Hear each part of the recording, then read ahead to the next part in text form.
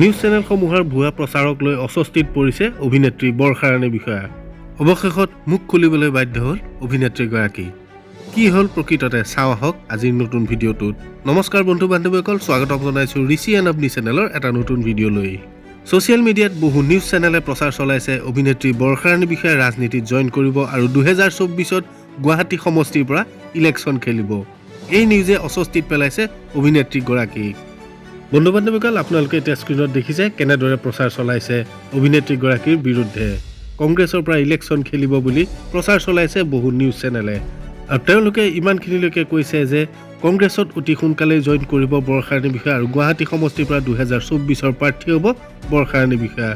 এনে ঘটনাক লৈ অস্বস্তিত পৰিছে অভিনেত্ৰীগৰাকী। শেষত উপায়হীন হৈ তেওঁ ছ'চিয়েল মিডিয়াত এনেদৰে ক'লে, কেৱল কেইটামান ভিউজ পাবলৈ মিছা বাতৰি প্ৰচাৰ নকৰিবলৈ অনুৰোধ জনালোঁ। আশা কৰোঁ ভিডিঅ'টো চাই ভাল পালে আৰু যদি ভিডিঅ'টো চাই ভাল পালে নতুন নতুন খবৰৰ বাবে ঋষি এণ্ড অৱনী চেনেলটো ছাবস্ক্ৰাইব কৰি দিবলৈ কোনেও নাপাহৰিব আৰু বৰ্ষা ৰাণী বিষয়াক ভাল পোৱা হ'লে ভিডিঅ'টো যিমান পাৰে সিমান শ্বেয়াৰ কৰি দিব আৰু লগতে এটা লাইক কৰি দিব। ধন্যবাদ।